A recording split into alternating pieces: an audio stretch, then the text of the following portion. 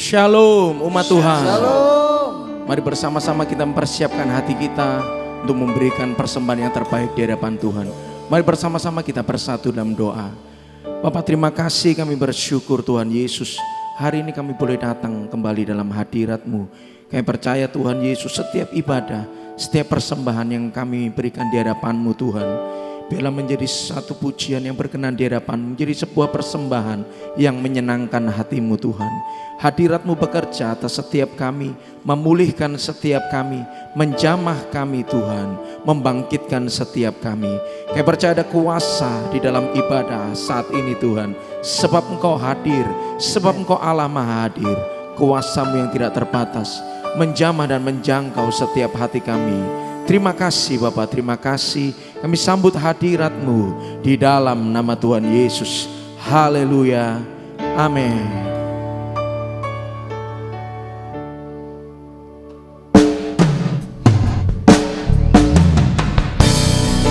Terima kasih Tuhan. Ini segenap hati kami di hadapan-Mu. Kami bawa pujian kemuliaan hanya bagi nama-Mu yang kudus Tuhan Yesus.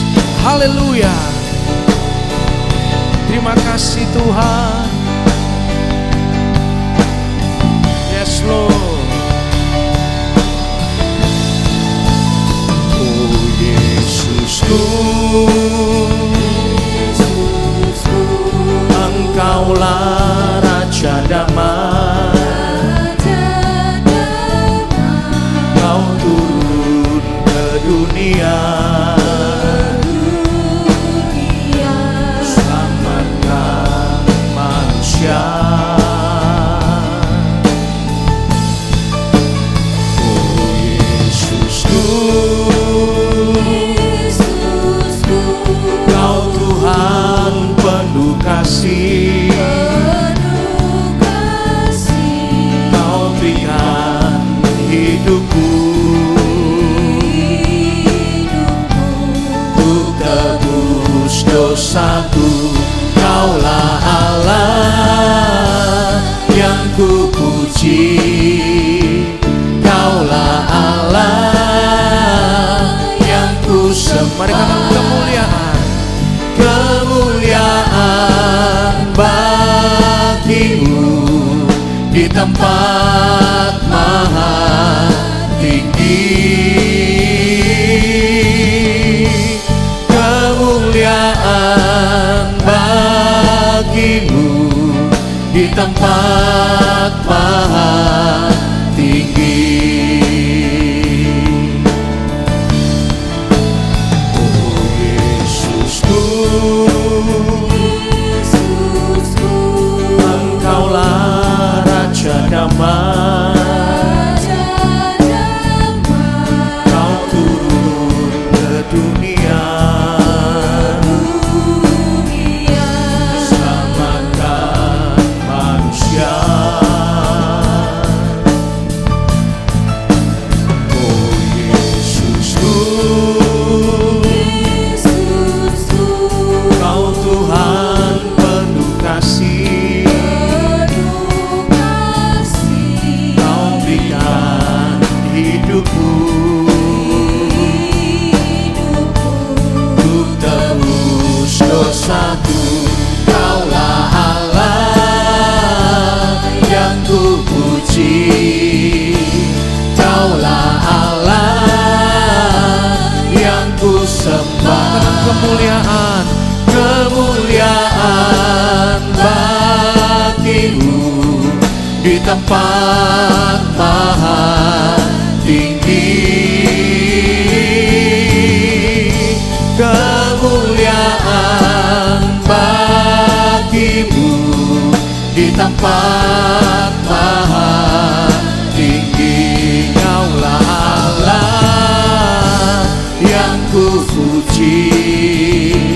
Kaulah Allah yang ku sembah. Kemuliaan, kemuliaan bagimu di tempat maha tinggi. Kemuliaan bagimu di tempat maha tinggi. Kaulah Allah yang ku puji, Kaulah Allah yang ku sembah. Kemuliaan bagimu di tempat maha tinggi.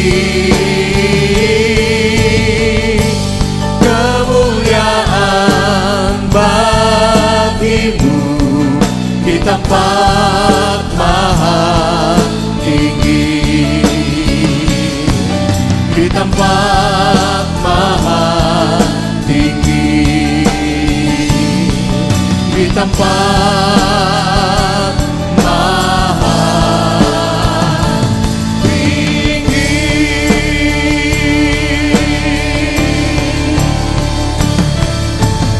Darahmu Yesus sucikan daku, darahmu Yesus bebaskanku,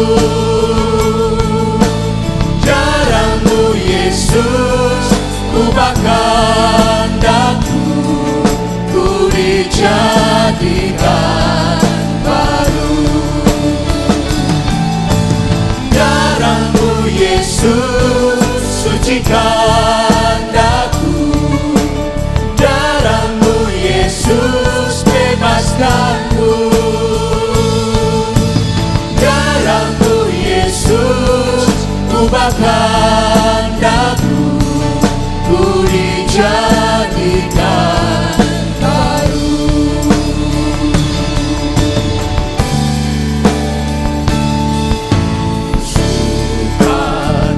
Sukacitaku penuh, ku bermazmur bagimu, karena ku tahu ku telah ditebus oleh curahan darahmu.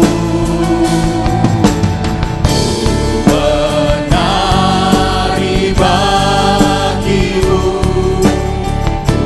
ku memuji namamu, karena ku tahu ku berkemenangan oleh curahan darahmu. Darahmu Yesus sucikan daku, darahmu Yesus bebaskanku, darahmu Yesus ubahkan daku, ku dijadikan baru. Darahmu Yesus sucikan daku, darahmu Yesus bebaskanku, darahmu Yesus ubahkan daku, ku dijadikan baru. Darahmu Yesus sucikan daku, darahmu Yesus bebaskanku,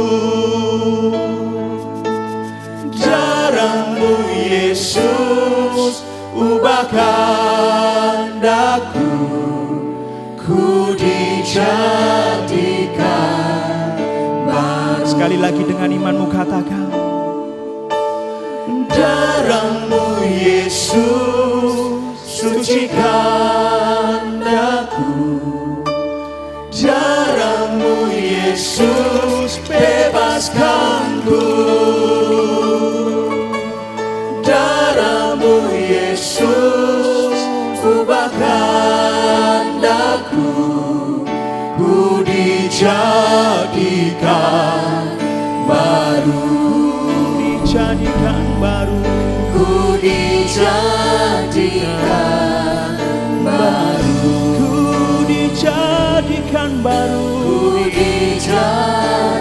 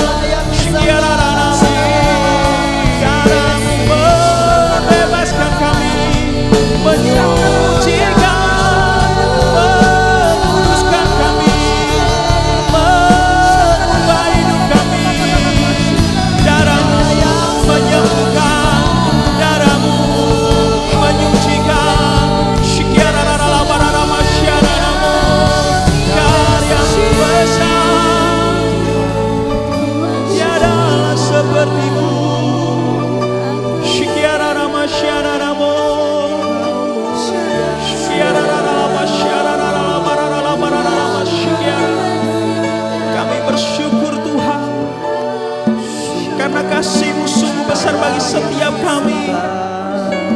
Kasih-Mu itu sungguh besar di dalam kehidupan kami Tuhan. Engkau rela menggantikan setiap kami. Engkau rela menggantikan setiap kami Tuhan, untuk menebus setiap kami. Biarlah hidup kami Tuhan, hidup kami boleh diubahkan. Kami boleh menjadi ciptaan yang baru. Kami boleh menjadi penyembah-penyembah-Mu yang benar Tuhan. Biarlah malam hari ini Tuhan, kami bawa hati kami bawa hidup kami. Kami mau lebih lagi Tuhan menyembah Engkau. Kami mau lebih lagi menyembah Engkau. Sebab hanya Engkau yang layak terima pujian kami. Hanya Engkau yang layak kami tinggikan Tuhan. Kami percaya di saat kami menyembah-Mu Tuhan, kuasa-Mu itu nyata atas hidup kami Tuhan. Sama-sama kita angkat kedua tangan kita, sembah Dia, sembah Dia, undang hadirat-Nya, bawa penyembahan. Sama-sama kita undang roh Allah turun atas setiap kita.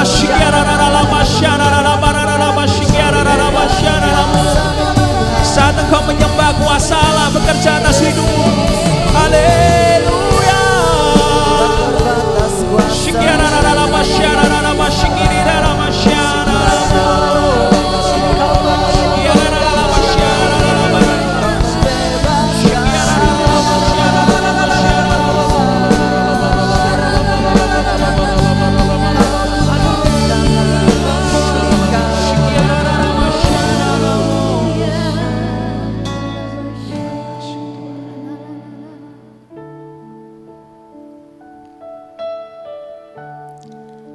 Engkaulah Tuhan, satu-satunya sumber kekuatan dalam kehidupan kami.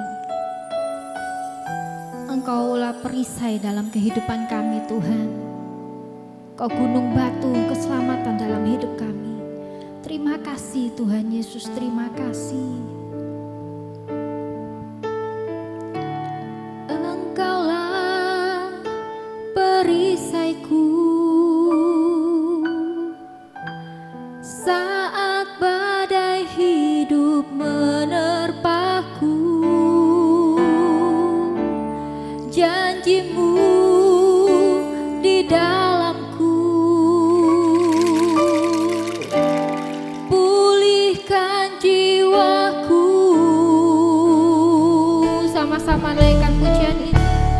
Engkaulah perisaiku ya Tuhan, saat badai hidup menerpaku.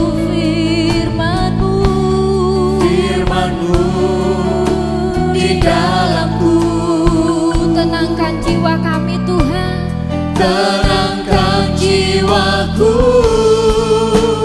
Bukan berdiri di tengah badai dengan kekuatan yang Kau berikan.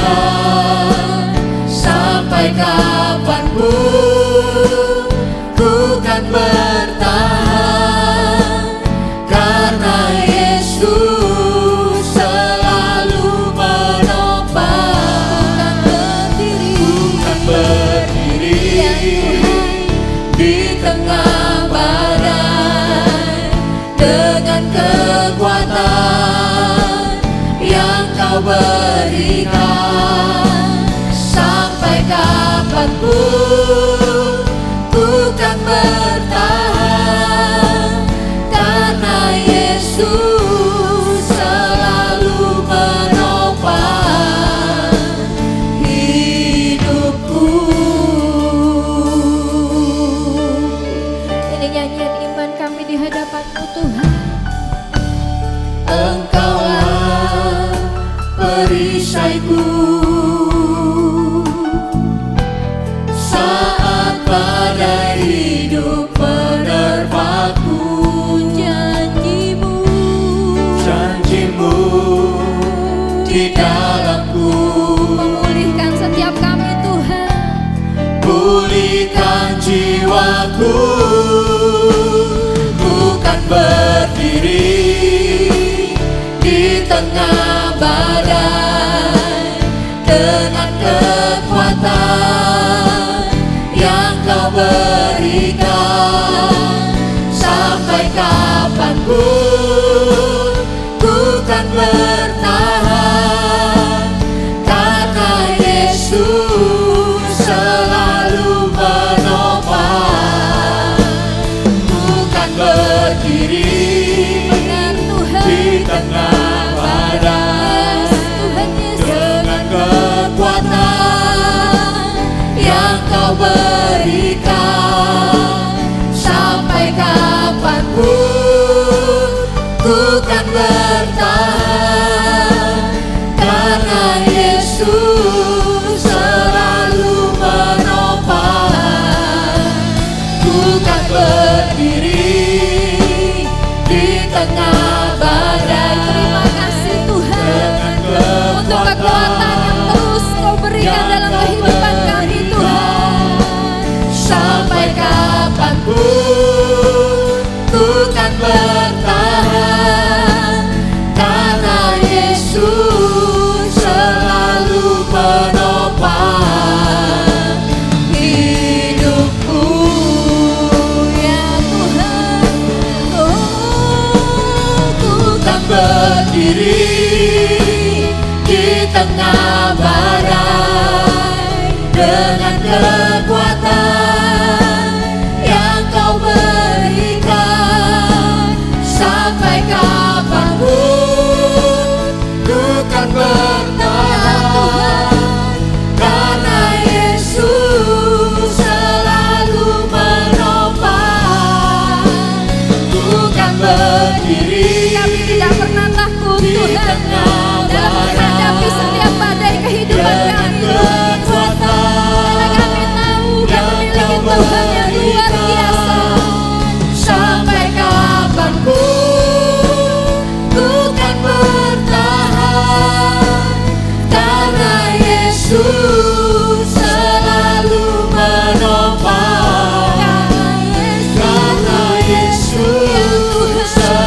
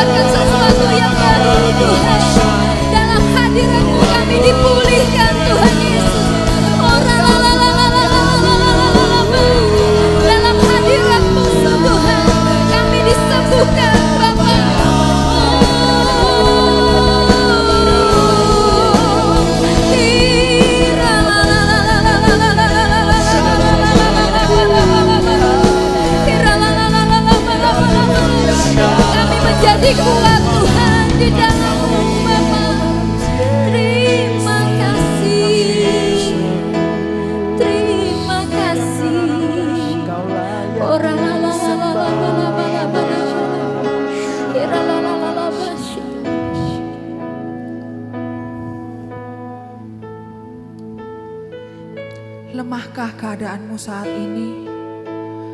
Atau ada sakit penyakitkah di dalam hidupmu saat ini? Mari bersama dengan kuasa kebangkitannya, bangkitkan imanmu. Percayalah atas setiap firman-Nya. Mari kita pujikan lagu ini bersama. Yang lemah dikuatkan, yang miskin diperkaya, yang sakit disembuhkan, yang buta dijelikan, diperbuatnya bagiku. Dengan seluruh iman, mari bersama nyanyikan. Yang lemah dikuatkan, yang miskin diperkaya, yang sakit disembuhkan, yang buta dijelikan, diperbuatnya bagiku. Katakan Hosana, Hosana, Hosana, Yesus mati bagiku. Hosana, Hosana, Yesus bangkit dan hidup. Yang lemah dikuatkan. Mari bangkitkan imanmu Bapak Ibu Saudara. Apapun yang menjadi keadaanmu saat ini, hanya Tuhan yang sanggup untuk mengubahkan. Dengan kuasa kebangkitannya, mari bangkitkan iman setiap kita. Haleluya. Katakan Hosana, Hosana, Yesus mati bagiku. Hosana, Hosana, Yesus bangkit dan hidup. Katakan Hosana, Hosana, Hosana, Yesus mati bagiku. Hosana, Hosana, Yesus bangkit dan hidup. Yesus bangkit dan hidup.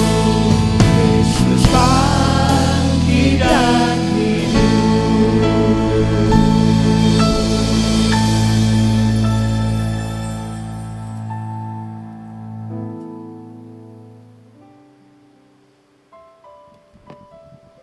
Shalom, selamat hari Minggu para jemaat, kekasih-kekasih Tuhan yang ada di Sidoarjo maupun di kota-kota lainnya.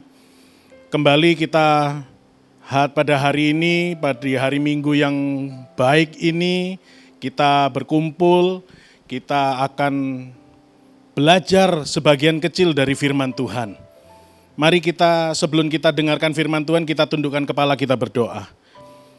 Bapa, kami mengucap syukur untuk sepanjang minggu yang baik di mana Tuhan sudah sertai kami, lindungi kami, berkati kami dengan limpah sehingga kami boleh ada pada hari ini dalam keadaan sehat, keluarga kami dipenuhi dengan sukacita dan damai sejahtera Tuhan yang luar biasa.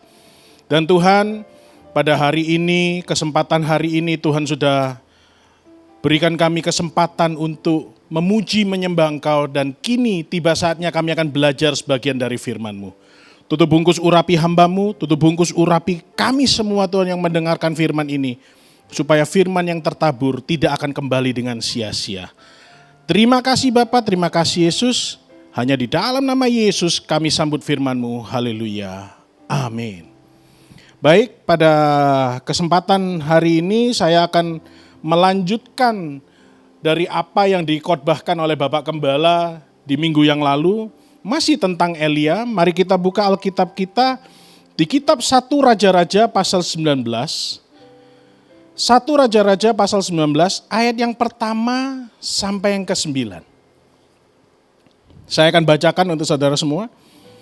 Ketika Ahab memberitahukan kepada Isabel segala yang dilakukan Elia dan perihal Elia membunuh semua nabi itu dengan pedang, maka Isabel menyuruh seorang suruhan mengatakan kepada Elia, beginilah kiranya para Allah menghukum aku. Bahkan lebih lagi daripada itu, jika besok kira-kira pada waktu ini aku tidak membuat nyawamu sama seperti nyawa salah seorang dari mereka itu, maka takutlah ia lalu bangkit dan pergi menyelamatkan nyawanya. Dan setelah sampai ke Beersheba yang termasuk wilayah Yehuda, ia meninggalkan bujangnya di sana.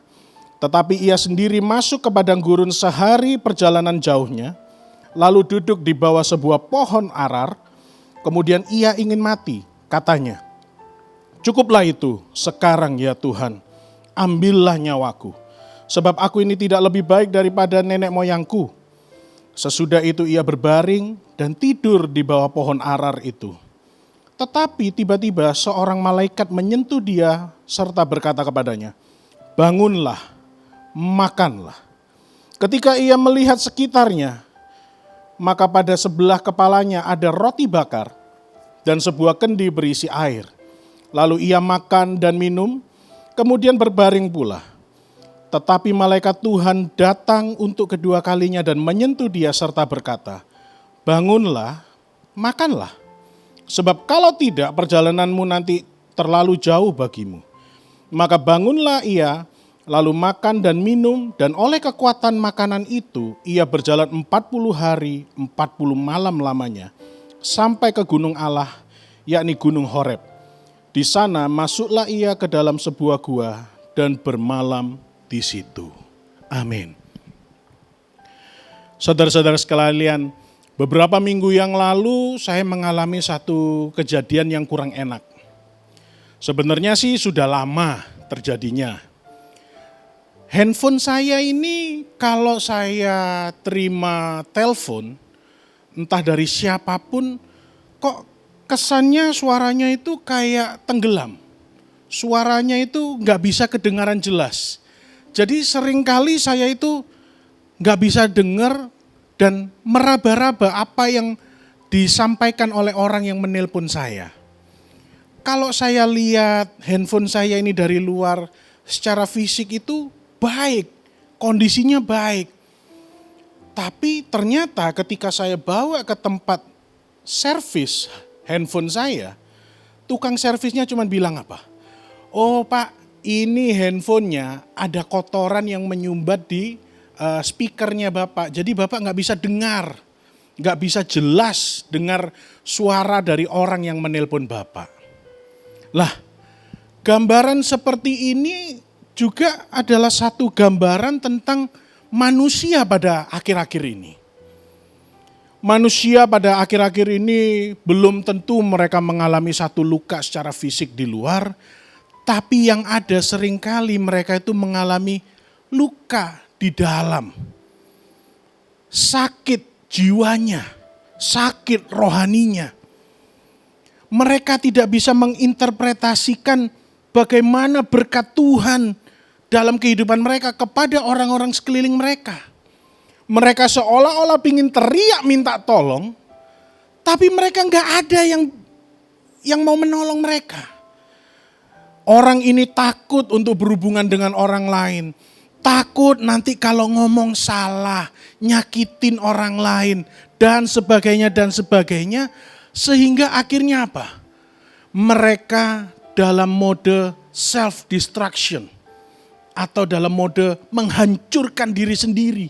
Mereka teriak sendiri dalam hati, mereka terdiam sendiri. Pikiran mereka akhirnya dikuasai oleh iblis, sehingga iblis menggunakan pikiran mereka untuk mengutuki diri mereka sendiri. Nah, sehingga kalau kita lihat orang-orang yang seperti ini, orang yang sakit jiwanya, lama-kelamaan kalau enggak ada solusinya, mereka akan mengalami satu hal yang namanya depresi. Dan kalau sudah depresi, hal yang paling mengkhawatirkan adalah apa? Mereka bisa mengarah kepada bunuh diri. Nah, oleh karena itu saya ingin mengungkapkan ada 3 penyebab sakit rohani dalam hidup manusia ini. Penyebabnya apa aja? Selain karena tekanan-tekanan yang bertubi-tubi yang dibangun oleh iblis dalam kehidupan kita, ada 3 hal kalau boleh saya singkapkan. Yang pertama, kita hidup dalam budaya yang membanding-bandingkan. Hari-hari ini kalau kita main medsos, main handphone, kita dengan gampang sekali melihat orang-orang yang sering posting di Instagram, entah itu di Facebook, entah itu di Twitter, entah itu di status WhatsApp mereka bahkan. Dan seolah-olah apa yang diposting mereka itu mewakili kehidupan pribadi mereka sehari-harinya. Padahal, kalau saya boleh pinjam istilah hari-hari ini, yang diposting di sana adalah dunia tipu-tipu, saudara-saudara. Gak mungkin orang itu mau mengungkapkan kegagalan mereka. Gak mungkin orang itu mau mengungkapkan kesedihan mereka untuk konsumsi publik. Yang ada mereka mungkin sedang makan makanan yang enak, makanan yang lagi terkenal, mungkin yang baru di restoran yang baru buka. Mereka ambil foto sebentar, sudah pasang di medsos, seolah-olah hidup mereka selalu bahagia.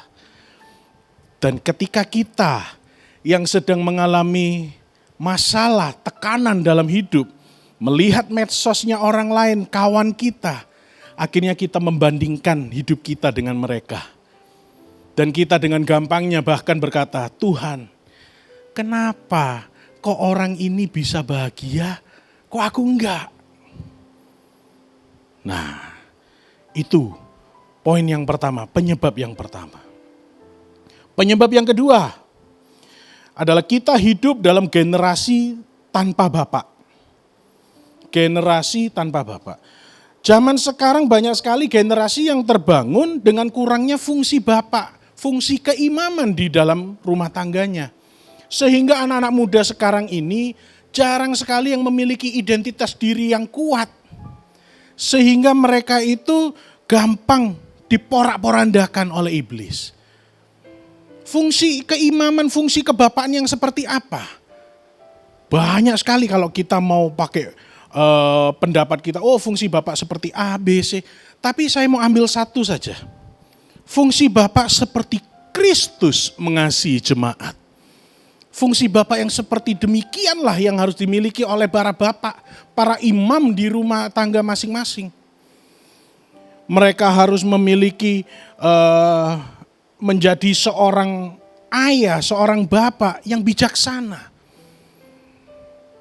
Bagaimana menjadi bijaksana? Gampang saja saudara-saudara. Kita belajar dari Pak Gembala sudah lama sekali. 4D.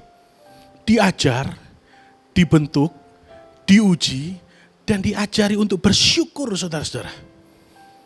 4 ini aja. Supaya kita menjadi generasi yang tidak lagi tanpa bapak, tapi generasi yang memiliki bapak yang bijaksana. Dan penyebab yang ketiga adalah kita hidup selalu merasa diri kita ini sempurna. Kita selalu merasa diri kita ini yang paling benar. Kita merasa apa yang kita lakukan sudah yang terbaik yang bisa kita lakukan. Dan tidak mungkin ada yang lebih baik lagi. Akhirnya apa? Kita nggak bisa terima kritik. Kita nggak mau untuk dimentori. Kita merasa diri kita sudah yang terbaik, yang terpintar, yang tersukses bahkan. Sehingga orang lain itu sudah nggak ada apa-apanya sama kita. Contoh seperti di dunia politik, semua berlomba-lomba untuk menampilkan bahwa gagasan mereka, ide mereka itu adalah yang terbaik, yang bisa ditawarkan untuk bangsa ini, untuk negara ini. Padahal enggak juga, padahal kita ini diajari oleh Tuhan untuk mau dimentori. hidup berkomunitas.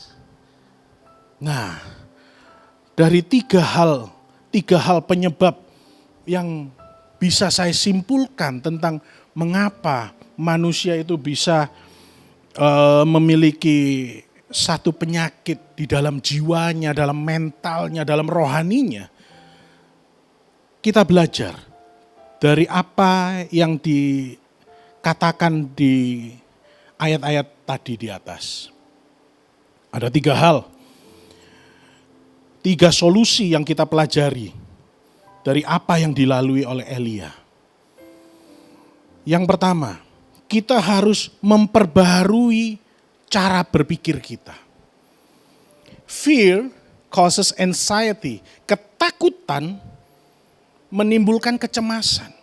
Dan kalau seseorang itu sudah masuk dalam fase kecemasan, kepanikan, orang tersebut tidak akan dapat berpikir dengan jernih. Seperti Elia di ayat yang kedua dan yang ketiga tadi. Dia itu lari dari ancaman Ratu Isabel, takut dibunuh, tapi ketika dia berhenti, dia minta mati sama Tuhan. Kan aneh saudara-saudara. Kalau memang mau mati, ya sudah diam aja. Pasti toh dibunuh oleh Ratu Isabel itu. Nah, sama seperti kita. Kita ini kalau kita sudah mengalami ketakutan, saya nggak tahu apa masalah yang saudara-saudara hadapi hari-hari ini. Apakah itu masalah dalam keluarga, masalah dalam keuangan, pekerjaan, sakit penyakit. Kalau ketakutan itu sudah merasuk dalam diri kita tidak bisa berpikir jernih saudara-saudara. Yang ada kita panik. Kita akan membuat keputusan-keputusan yang salah. Nah, caranya bagaimana memperbaharui pikiran kita? Tidak ada cara lain. Kita buka kitab Yudas pasal yang pertama ayat yang ke-20. Yudas pasal yang pertama ayat yang ke-20 dikatakan, akan tetapi kamu, saudara-saudaraku yang kekasih, bangunlah dirimu sendiri di atas dasar imanmu yang paling suci dan berdoalah dalam Roh Kudus. Enggak ada cara lain kita memperbaharui cara pikir kita selain kita berdoa dan menyembah Yesus Kristus sebagai juru selamat kita yang hidup. Dengan kita berdoa, dengan kita mendekatkan diri kita kepada Tuhan, akan muncul iman kita. Kalau iman kita sudah muncul, akan muncul keberanian. Kita akan berani untuk menghadapi apa yang ada di depan kita. Kalau iman kita sudah muncul, maka ketaatan itu juga akan muncul dalam hidup kita. Saya beri contoh. Mungkin Bapak Ibu atau saudara-saudara sudah sering dengar. Seorang ilusionis yang terkenal sepanjang masa namanya Harry Houdini. Harry Houdini ini hidup di abad yang ke-19. Tapi namanya ini terkenal sekali. Sebagai seorang ilusionis atau kalau di Indonesia kita sering sebut dengan tukang sulap. Tukang sulap yang fenomenal sekali. Salah satu trik yang terkenal dari dia adalah setiap kali dia akan show datang ke satu kota, dia akan mengunjungi penjara kota setempat.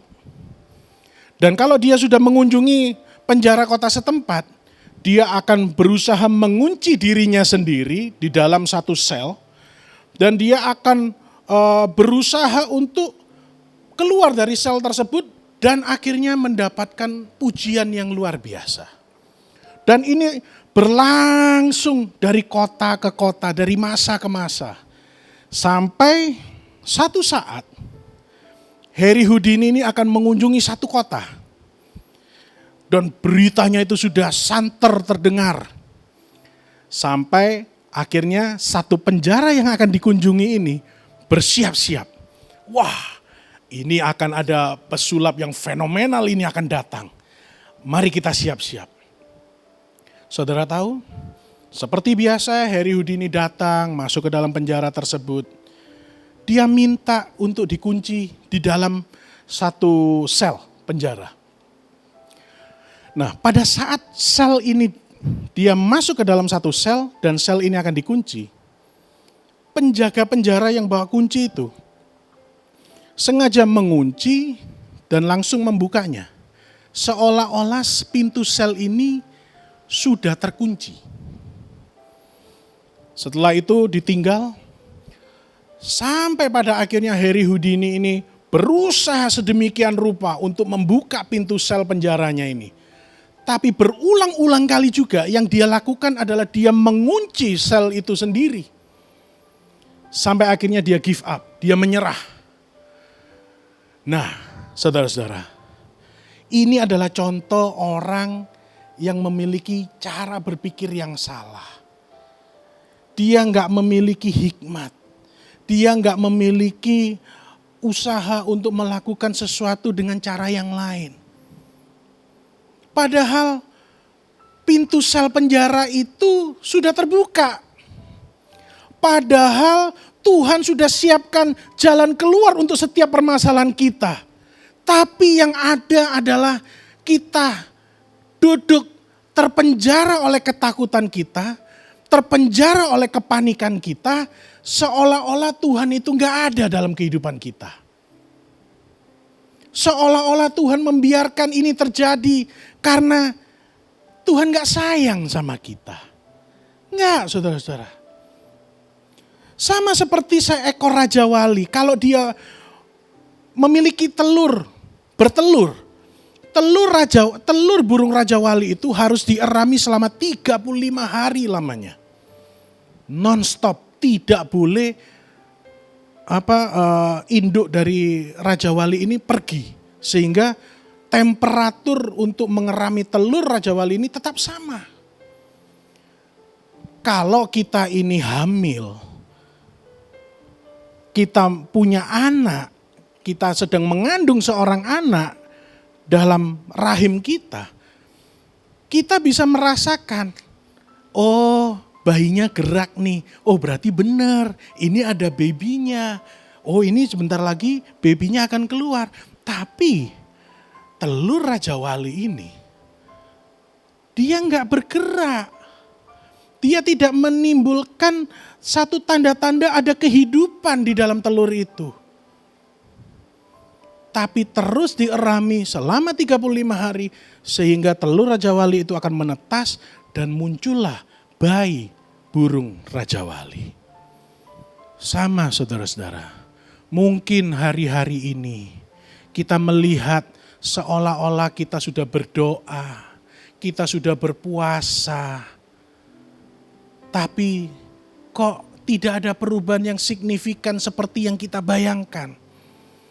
Percaya satu hal, Tuhan punya rencana yang besar dalam hidup kita.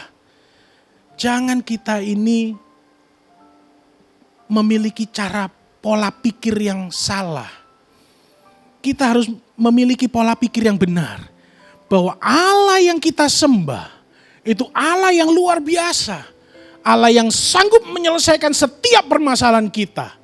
Apapun yang kita sedang hadapi, Tuhan sanggup menyelesaikannya seperti membalik telapak tangan. Tuhan sanggup. Tapi yang Tuhan mau bukan hanya mengubah keadaan kita, tapi Tuhan mau mengubah kita secara keseluruhan, saudara-saudara. Jangan kita ini cuma mau berkatnya, tapi kita mau menyatu dengan sumber berkatnya. Perbaharui cara pikir kita, saudara-saudara. Kalau kita tadi belajar di poin yang pertama, kita harus memperbaharui pola pikir kita. Maka poin yang kedua adalah kita harus belajar menabur, saudara-saudara. Mungkin Anda semua bertanya-tanya, apa hubungannya menabur dengan sakit jiwa, sakit mentalnya, sakit rohaninya? Sebentar saya akan jelaskan. Di ayat yang ketiga dan yang keempat tadi dikatakan Elia itu seorang diri, saudara-saudara. Elia menghadapi ancaman Ratu Isabel itu seorang diri. Sehingga dia itu gak kuat, saudara-saudara.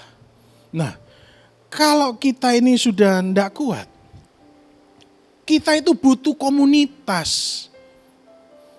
Nah, bagaimana kita memiliki komunitas yang benar kalau kita ini nggak pernah menabur, saudara-saudara. Bicara menabur hari ini yang mau saya jelaskan bukan bicara menabur materi. Tapi bicara menabur waktu. Dan komunitas, bicara komunitas yang harus kita miliki, komunitas yang paling kecil yang harus kita miliki adalah keluarga. Bisa kita memiliki komunitas yang lain yaitu FA, cell group, atau komunitas di tempat kerja, atau gereja. Kita harus belajar menabur, saudara-saudara. Kalau kita kepingin memiliki komunitas yang sehat, kita harus belajar menabur waktu. Semua kita, kalau kita memiliki aktivitas, pasti kita sibuk. Pasti kita punya rutinitas yang mengkonsumsi waktu kita. Dari pagi sampai sore. Kita bicara di dalam keluarga. Kalau kita kepingin memiliki komunitas keluarga yang sehat, memiliki istri yang satu visi dengan kita, memiliki anak-anak yang dekat dengan kita, maka kita harus mau menabur waktu dengan mereka. Kalau kita ingin punya komunitas di tempat kerja, kita harus menabur perhatian kepada rekan kerja kita. Mungkin mereka sedang mengalami kesulitan. Kita menabur buah pikiran untuk membantu mereka. Di gereja juga sama. Kita harus menabur waktu. Seperti yang Anda lakukan saat ini. Anda sedang menabur waktu untuk Tuhan. Mengupgrade, menginvestasikan hidup Anda. Supaya Anda dimasuki oleh firman Tuhan. Dan memperoleh kekuatan untuk menghadapi hari-hari ke depan. Nah, ketika kita menabur, kita sering diajar. Kalau kita membantu orang miskin, itu sama dengan memiutangi Tuhan. Nah, tapi hari ini kita harus belajar next level, saudara-saudara. Kita harus belajar investasi. Seperti tercatat di Matius 13 ayat 23. Hal ini sering diajarkan oleh gembala kita. Di sana dikatakan, yang ditaburkan di tanah yang baik ialah orang yang mendengar firman itu dan mengerti. Dan karena itu ia berbuah. Ada yang 100 kali lipat, ada yang 60 kali lipat, dan ada yang 30 kali lipat. Kita senang kita memiutangi Tuhan. Tapi kita mau berkat yang 100 kali lipat itu. Caranya gak ada yang lain. Kita harus investasi. Nah, bicara investasi, itu kita butuh tanah yang baik. Di sana dikatakan tanah yang baik, tanah yang subur. Dan bicara tanah itu mahal. Di mana-mana tanah lebih mahal daripada benih. Tuhan taruh benih dalam hidup kita supaya kita menabur di tanah yang benar. Nah, kalau kita ini mau menabur, beri yang terbaik. Kita investasi yang benar. Bicara menabur, kita juga harus menabur keselamatan, saudara-saudara. Kita harus menginjil. Menabur keselamatan itu menginjil. Kita sudah dapat keselamatan dari Tuhan. 2 minggu yang lalu kita merayakan Paskah, kemenangan. Tuhan Yesus bangkit dari kematian. Nah, kita melihat kebangkitan Tuhan, ada harapan, saudara-saudara. Keselamatan diberikan gratis kepada kita.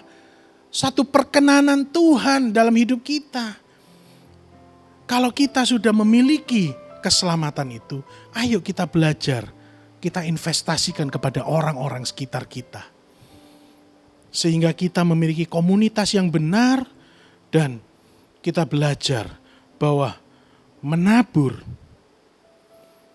itu membuahkan mujizat yang besar dalam hidup kita. Di ayat-ayat selanjutnya, saudara juga sering dengar Elia bertemu dengan janda di Sarfat. Yang dilakukan janda di Sarfat itu apa? Menabur, berkorban untuk Elia. Dan apa yang dia dapatkan? Mujizat dari Tuhan untuk janda itu dan keluarganya. Kenapa kita nggak mau? Ini solusi. 100 kali lipat bisa kita dapatkan. Asalkan kita memiliki tanah yang benar, tanah yang baik, tanah yang subur. Seperti kita tertanam di gereja ini, luar biasa. Luar biasa saudara-saudara. Saudara tahu, kita ini memiliki harapan dalam Tuhan. Jangan mau kita diintimidasi oleh iblis. Seperti telur asin ini saudara-saudara. Telur asin ini sudah melalui banyak hal. Dia sudah direbus, dia sudah mengalami banyak proses. Dia sudah mengalami kematian dan sebagainya. Sama seperti harapan kita dalam Kristus. Saudara tahu, harapan kita dalam Kristus seperti telur Paskah ini. Telur asin ini. Mungkin kalau kita jatuhkan, kulitnya akan retak, kulitnya akan rusak. Tapi ketahuilah, berkat di dalamnya itu tetap utuh. Berkat di dalamnya masih bisa kita nikmati dengan baik. Dan harapan seperti itulah yang Tuhan berikan bagi kita, anak-anaknya yang luar biasa. Dan poin yang ketiga, setelah kita tadi belajar tentang kita harus memiliki pola pikir yang baru. Kita juga harus belajar menabur supaya kita memiliki komunitas yang benar. Dan solusi yang ketiga yang bisa saya ambil dari ayat-ayat yang tercatat tadi adalah kita harus memiliki gambar diri yang benar. Di ayat yang ke-5 sampai yang ke-7 tadi sering dikatakan bahwa Elia merasa dirinya itu tidak mampu. Dirinya itu sudah tidak sanggup. Nah, tapi kita juga harus seperti apa yang malaikat Tuhan lakukan kepada Elia. Bangun, makan. Kita harus bangkit dari keterpurukan kita. Mungkin hari-hari ini kita merasa kita tidak sanggup. Aduh Tuhan, sudahlah. Pandemi ini sudah memporak-porandakan rencana saya. Mungkin hari-hari ini kita ini melihat, oh bisnis susah, PHK di mana-mana. Apalagi mungkin saudara menjadi pendatang di kota Sidoarjo, mungkin di kota Surabaya, atau Anda di kota manapun, Anda seorang pendatang, sudah diterima kerja, dapat gaji dan posisi yang lumayan sudah cukup. Sudahlah, nggak nuntut banyak-banyak. Bukan itu identitas diri kita, saudara-saudara. Mari kita buka di Efesus pasal 2, ayat yang ke-10. Tapi kali ini saya mau membacakan dalam terjemahan New Living Translation. Dalam terjemahan New Living Translation dikatakan, "For we are God's masterpiece. He has created us anew in Christ Jesus so that we can do the good things He planned for us long ago." Jelas tadi dikatakan, for we are God's masterpiece. Kita ini karya gilang gemilangnya Tuhan. Kalau masterpiece-nya Tuhan itu bagaimana sih saudara-saudara? Kita itu karya yang luar biasa, spektakuler dan dibanggakan oleh Tuhan. Dan tidak mungkin Tuhan itu mengatur kita hidupnya itu pas-pasan. Yohanes 10 ayat 10 selalu mengatakan Tuhan itu datang untuk memberi kita hidup dan hidup dalam segala kelimpahan. Nggak mungkin kita itu hidup seperti ini aja. Kita itu tergantung bagaimana kitanya kok. Kita itu tergantung dengan nilai yang kita taruh dalam hidup kita, saudara-saudara. Seringkali Tuhan itu harus berurusan dengan gambar diri manusia sebelum Tuhan itu bisa memakai anak-anaknya untuk mencapai apa tujuan akhir yang Tuhan sudah atur dalam kehidupannya. Contoh Musa, aku ini enggak pandai bicara Tuhan. Siapa aku untuk berbicara di hadapan Fir'aun? Dan Tuhan harus membereskan gambar diri Musa terhadap Musa sendiri. Sehingga Musa dapat Tuhan pakai untuk membebaskan bangsa Israel dari perbudakan di Mesir. Sama dengan kita. Tuhan sekarang sedang berperkara dengan kita. Tuhan sedang melihat nilai apa yang kita taruh dalam kehidupan kita. Saya ambil satu ilustrasi. Di sini ada uang 100.000. Coba lihat. Uang ini tercatat angka 100.000 rupiah. Dan dilegalkan oleh Bank Indonesia. Katakan uang ini saya lipat. Saya remuk-remukkan seperti ini. Bentuknya jadi enggak karu-karuan. Nilainya bagaimana? Saudara-saudara. Tetap 100.000 atau berkurang? Jawabannya kan pasti tetap 100.000. Uang ini meskipun bentuknya udah kumel kayak gini, udah kita bahasa Perancisnya itu remet-remet kayak gini, tapi kalau kita belanjakan untuk membeli barang seharga 100.000, itu bisa. Sama seperti kita. Kita ini sudah dibayar lunas oleh Tuhan. Kita ini karya gilang gemilangnya Tuhan. Kita ini pewaris kerajaan surga. Kita sanggup, kalau Tuhan sudah tanamkan mimpi dalam hidupmu, Tuhan sanggup bawa mimpi itu menjadi kenyataan dalam hidup kita. Bicara ini semua, bicara identitas diri ini, juga bicara tentang saudara dan saya. Saya ambil satu kisah yang lain. Mephiboset. Mungkin saudara-saudara sudah pernah dengar, atau pernah dengar tapi tidak tahu ceritanya, atau bahkan mungkin tidak tahu. Hari ini saya ceritakan, sekilas saja tentang Mephiboset. Mephiboset adalah cucu dari Raja Saul, putra dari Yonatan, sahabat Raja Daud. Ketika Raja Saul dan Yonatan itu dibunuh oleh musuh-musuhnya, Mephiboset ini masih bisa dikatakan balita. Dan dia dilarikan oleh pengasuhnya. Entah secara sengaja atau tidak sengaja, di Alkitab tidak dikatakan, tapi Mephiboset ini jatuh. Sehingga Mephiboset ini menjadi pincang kakinya. Susah untuk berjalan. Dalam pelariannya, dia tinggal di daerah yang kumuh, namanya Lodebar. Ketika dia tinggal di sana, seorang cucu Raja Saul, dia harus mengemis untuk menutupi, untuk bisa melalui kehidupan sehari-harinya.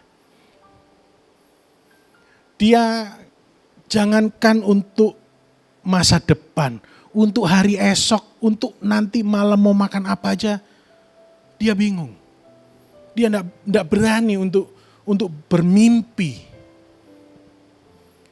Tapi suatu saat Raja Daud di dalam istananya, dia kepikiran tentang sahabatnya Yonatan. Dia tanya kepada anak buahnya, masih adakah keluarga dari Yonatan yang masih hidup? Lalu ada yang menjawab, ada, anaknya masih hidup. Dan Daud memerintahkan anak buahnya, cari dan bawa anak itu kemari. Singkat cerita, Mephiboset ditemukan di Lodebar dalam kondisi yang luar biasa mengenaskan. Dibawa masuk ke dalam istananya Daud. Dan di sana Daud berkata kepadanya, mulai sekarang engkau akan makan satu meja denganku setiap hari. Saudara-saudara, apa yang terjadi dengan Mephiboset? DNA-nya Mephiboset itu adalah keluarga raja dari Israel. Dia itu cucu dari Raja Saul. Dia berhak untuk memperoleh hal-hal yang berbau kerajaan. Hal-hal yang berbau kerajaan itu bicara tentang kelimpahan, saudara-saudara. Kemudahan-kemudahan. Mungkin saat-saat ini kita seperti Mephiboset ketika dalam pelarian. Kita berada di Lodebar. Tapi ingat saudara-saudara, DNA kita itu pewaris kerajaan surga. Dan bicara pewaris kerajaan surga, kita berhak hidup dalam kelimpahan. Supaya kita bisa jadi berkat bagi banyak orang. Dan satu hal yang ingin saya ajarkan kepada saudara-saudara. If you want to deal with a giant, you have to think like a giant, you have to act like a giant. Kalau Anda ingin menghadapi raksasa, Anda harus berpikir seperti raksasa dan bertindak seperti raksasa. Jadi kalau saudara ini kepingin sukses dalam keluarga, saudara harus melakukan sesuatu yang benar di dalam keluarga. Kalau saudara kepingin sukses dalam pekerjaan, saudara harus berlaku benar dalam pekerjaan. Saudara kepingin jadi pengusaha, Anda harus mulai berpikir seperti seorang pengusaha. Bertindak seperti seorang pengusaha. Ambil contoh singkat aja. Kalau Anda kepingin punya rumah, ya coba keliling dulu. Cari rumah yang diinginkan. Anda harus bertindak, iman tanpa perbuatan mati. Kalau kita nggak berbuat apa-apa, terus kita berharap tiba-tiba ujuk-ujuk ada orang datang ke rumah, terus kasih sertifikat rumah untuk kita. Mungkin sih, tapi bukan itu. Kita harus bertindak saudara-saudara. Jangan kita ini cuman duduk diam doa. Duduk diam doa. Katanya harus mendekatkan diri pada Tuhan. Iya betul, tapi kita juga diajarkan untuk bertindak, menabur. Kita harus jalan saudara-saudara. Nggak bisa kita cuma diam berpangku tangan saja dan berharap mujizat itu datang. Dan kalau kita masih mempertanyakan siapa Tuhan, saya ajak saudara-saudara buka di kitab Mazmur pasal yang kedua, ayat yang ke-7 sampai yang ke-9. Tapi saya akan bacakan dalam terjemahan The Message Bible. Di sini luar biasa sekali saudara-saudara. Let me tell you what God said next. He said, "You are my son, and today is your birthday. What do you want? Name it. Nations as a present, continents as a prize. You can command them all to dance for you or throw them out with tomorrow's trash." Di sini saya terjemahkan.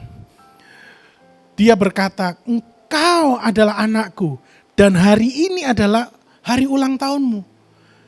Kamu mau apa? Sebutin aja. Bangsa-bangsa sebagai hadiah atau benua sebagai hadiah, kita bisa memerintahkan mereka semua untuk berdansa bagi kita, atau kita bisa buang mereka ke dalam keranjang sampah.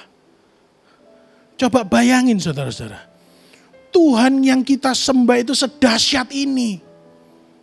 Nggak mungkin Tuhan itu berani berfirman seperti ini kalau Tuhan nggak sanggup lakukan ini.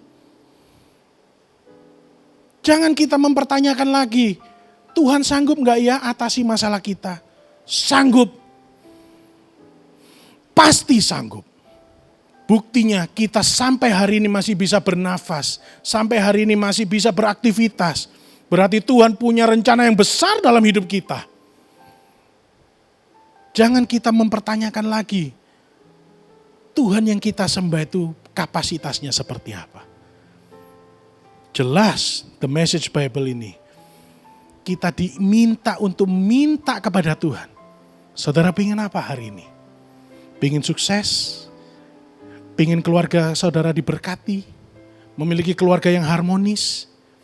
Memiliki kesehatan yang prima? Memiliki kehidupan rohani yang persekutuan di dalam keluarga ini luar biasa? Ada kehangatan, ada kedamaian, ada sukacita dalam keluargamu. Minta saudara-saudara. Di sini diajarkan, ask as if it is your birthday. Minta seolah-olah ini ulang tahunmu. Bicara ulang tahun itu apa? Ketika kita ulang tahun, terutama anak kecil, kalau sudah mereka merasa ulang tahun, mereka itu merasa mereka layak diberi hadiah dan harus diberi hadiah. Minta seperti anak kecil yang sedang ulang tahun, saudara-saudara.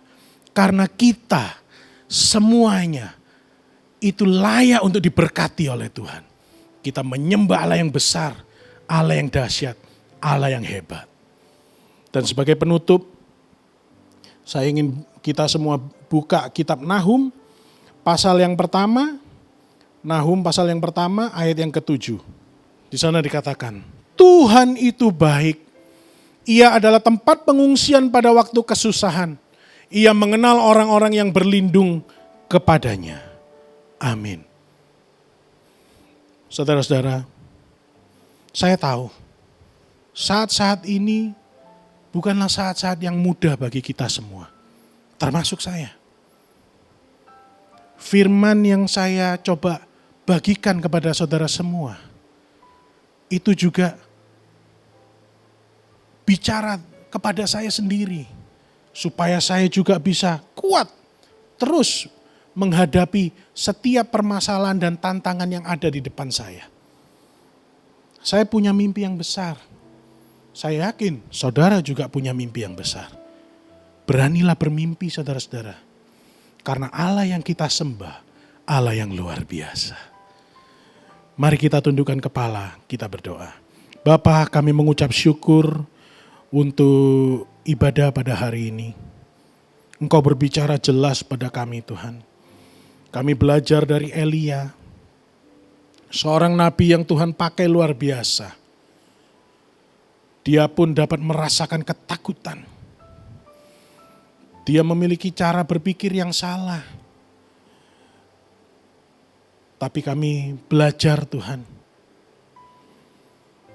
hari-hari ini mungkin hari-hari yang berat untuk kami Tuhan. Tantangan demi tantangan, tekanan demi tekanan hidup itu hadir dalam kehidupan kami. Tapi kami yakin dan percaya, sama seperti telur Paskah tadi Tuhan. Boleh kami dibakar, boleh kami menghadapi tekanan-tekanan yang besar. Tapi harapan kami tetap utuh bersamamu. Terima kasih Bapak, terima kasih Yesus. Berkati jemaat-jemaatmu yang mendengarkan ibadah ini secara online Tuhan. Kau jamah, ikut campur dalam permasalahan mereka Tuhan. Terutama keluarga-keluarga mereka Tuhan. Supaya keluarga-keluarga ini dipulihkan, diberkati, dan diberikan kedamaian dan sukacita yang melimpah dari Yesus. Terima kasih Bapa. Hanya di dalam nama Yesus kami telah berdoa ucap syukur. Haleluya. Amin. Saudara yang terkasih, sebentar lagi saudara akan mendengarkan sebuah kesaksian bagaimana seorang ibu yang sedang mengalami krisis kesehatan. Tetapi karena Allah yang kita sembah, Allah yang dahsyat, yaitu Jehovah Rafa, Allah yang menyembuhkan, Allah yang menyertai. Selamat mendengarkan kesaksian, dan saya percaya kesaksian ini akan membangkitkan iman kita dan penuh dengan kuasa mujizat Tuhan.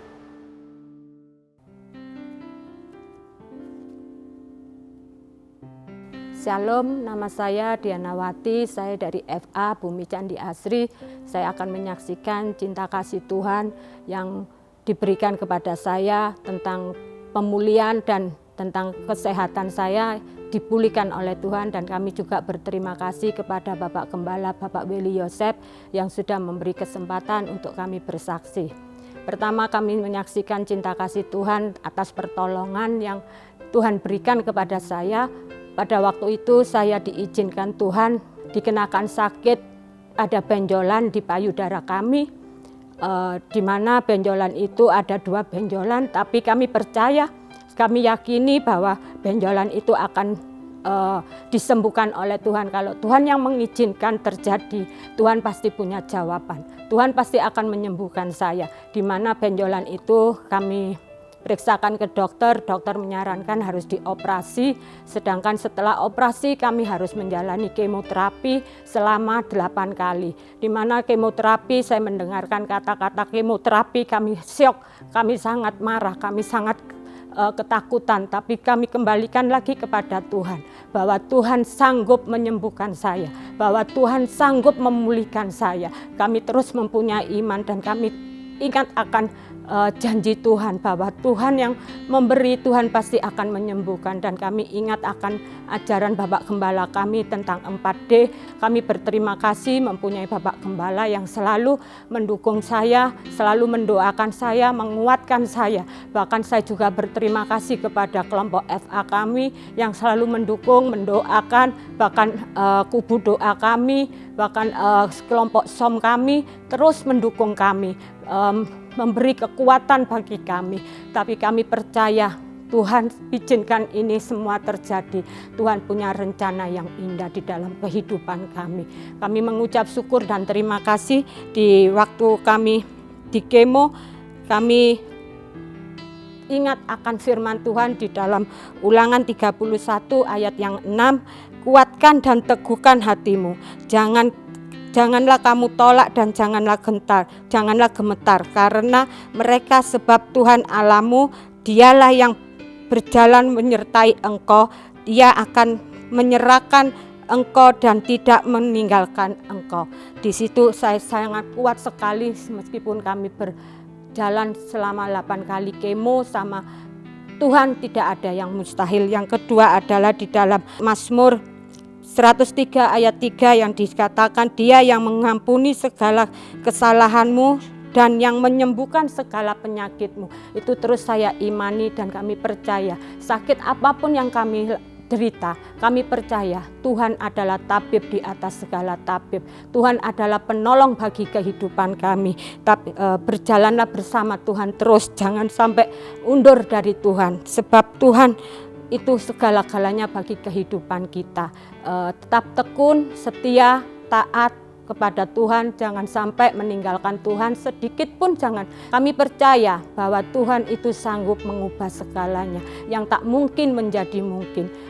Terus kami juga imani doa dari Bapak Gembala, yang doa berkat itu terus mengalir dalam kehidupan kami. Kami imani terus bahwa Tuhan itu sanggup menjadikan kita kepala bukan ekor, bahwa kita akan disembuhkan dari segala sakit penyakit kami. Terima kasih, ini kesaksian dari saya. Semoga kesaksian kami menguatkan saudara-saudara semua yang sakit disembuhkan, yang punya masalah beban berat dikuatkan dan dipulihkan. Dan kami mengucap syukur sekali lagi kepada Tuhan. Terima kasih atas berkat yang diberikan kepada kami, kesembuhan yang diberikan kepada kami, dan kami juga mengucapkan terima kasih kepada Bapak Gembala kami. Terima kasih kesaksian kami, Tuhan Yesus memberkati. Baik, kita diberi kesempatan untuk memberikan persembahan yang terbaik buat Tuhan. Mari kita bersatu hati kita berdoa. Bapak terima kasih, kami bersyukur Tuhan buat kemurahan-Mu, buat anugerah-Mu bagi setiap kami. Kini saatnya kami akan berikan persembahan kami yang terbaik di hadapan-Mu. Sucikan dan kuduskan Tuhan, biar menjadi persembahan yang berkenan di hadapan-Mu Tuhan. Kami bawa korban syukur kami, persembahan kami yang terbaik di dalam nama Tuhan Yesus Kristus. Haleluya. Amin. Shalom Bapak Ibu yang terkasih dalam nama Tuhan. Saat ini kita diberikan kesempatan untuk memberikan persembahan. Persembahan bisa dilakukan dengan cara-cara sebagai berikut, yaitu dengan OVO, GoPay, Dana, link aja ShopeePay dengan scan QR CIMB Niaga sebagai berikut. Bisa juga dengan mobile banking BCA dengan cara berikut.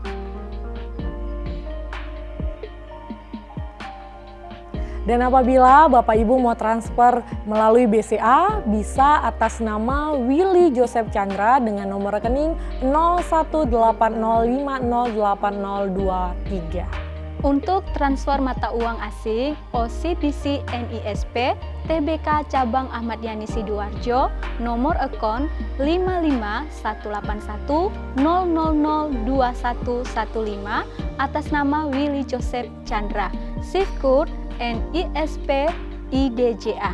Screenshot bukti transfer ke petugas gereja ke nomor WA 088 33 2623. Terima kasih untuk taburannya. Tuhan Yesus memberkati. Banjir bandang menerjang Kabupaten Flores Timur, Nusa Tenggara Timur pada Minggu 4 April dini hari. Ribuan pengungsi dan terdapat puluhan korban jiwa akibat bencana ini. Untuk itu, kami dari Tresno Sesami mengajak semuanya untuk berdoa bersama bagi saudara-saudara kita di NTT dan berbagi kasih kepada mereka dengan memberikan bantuan kepada para korban di sana. Bantuan Bapak Ibu Saudara bisa dikirimkan kepada kami di rekening bank BCA dengan nomor 018-050-8023 atas nama Willy Joseph Chandra dengan memberikan keterangan NTT. Seberapa banyak bantuan Bapak Ibu Saudara akan sangat berarti buat saudara-saudara kita yang mengalami bencana. Tuhan Yesus memberkati. Inilah saat pembebasan tiba. Oleh kuasa darah anak domba, kita telah dibebaskan, kita telah ditebus. Haleluya. Sekarang telah tiba kata keselamatan dan kuasa dan pemerintahan Allah kita, kuasanya yang diurapinya, karena telah dilemparkannya para pendakwa kita. Sekarang telah tiba keselamatan dan kuasa dan pemerintahan Allah kita, kuasanya yang diurapinya, karena telah dilemparkannya para pendakwa kita.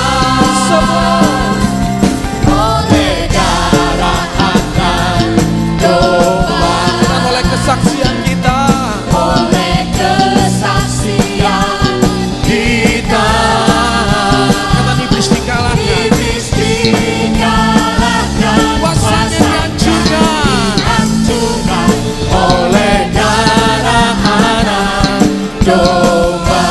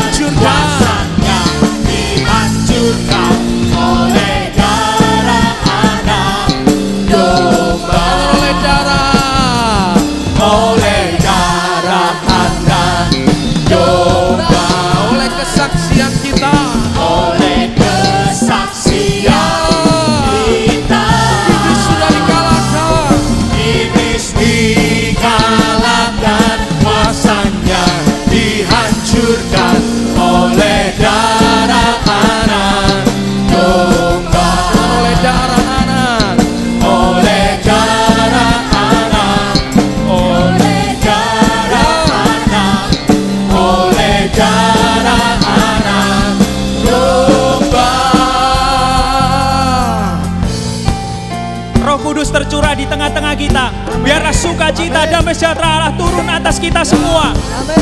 Mari sama-sama kita bersorak-sorai bagi Allah kita. Roh Kudus tercurah di tempat ini, urapannya yang ajaib memulihkan umatnya. Roh Kudus tercurah bagi gerejanya, membangkitkan umat pilihannya. Hari ini inilah harinya Tuhan, saat pembebasan tiba. Belenggu dosa telah dipatahkan, mari bersorak bagi Dia. Anggur baru tercurah, penuhi umatnya dengan sukacita. Minyak baru tercurah, mengurapi umatnya, nyata kuasanya. Roh Kudus tercurah di tempat ini, urapannya yang ajaib memulihkan umatnya.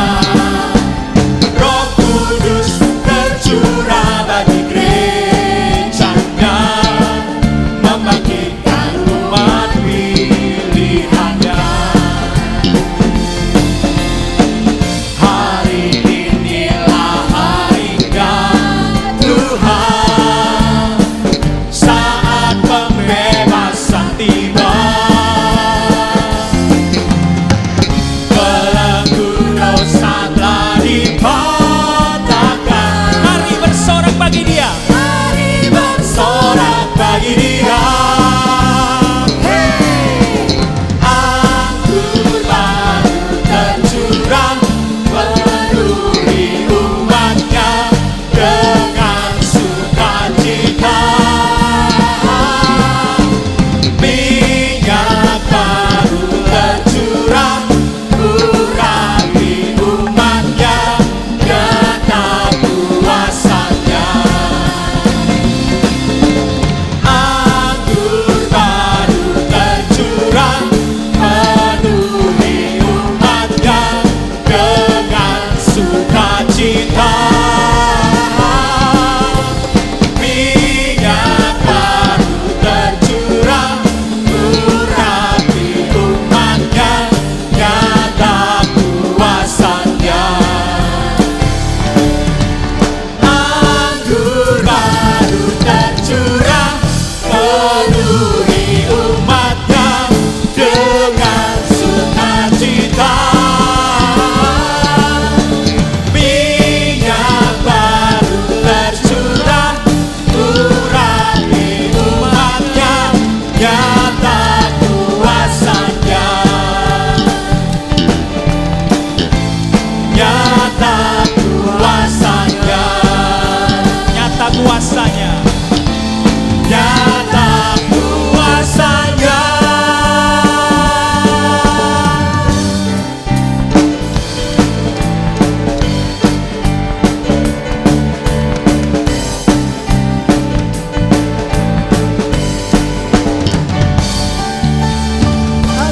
Sorak-sorai bagi Allah kita. Haleluya. Haleluya.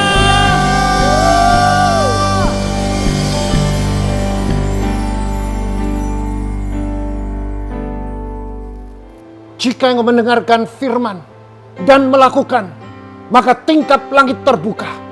Diberkatilah rumah tanggamu, diberkatilah kesehatanmu, diberkatilah suamimu, diberkatilah istrimu, diberkatilah anak cucumu, diberkati kedua orang tuamu, diberkati kedua mertuamu, diberkatilah sanak saudaramu, diberkatilah usaha pekerjaanmu, diberkatilah tokomu, diberkatilah pabrikmu, diberkatilah ternakmu, diberkatilah pelayananmu, diberkatilah seluruh aspek hidupmu. Engkau akan naik, tidak turun. Engkau jadi kepala bukan ekor. Apa yang kau kerjakan semuanya pasti berhasil dan beruntung. Terimalah berkat damai sejahtera dan persekutuan Roh Kudus mulai hari ini sampai Maranatha dan sampai Tuhan Yesus datang kedua kalinya. Mari yang percaya bersama saya katakan amin. Nyata kuasanya, Nyata kuasanya. nyata kuasanya.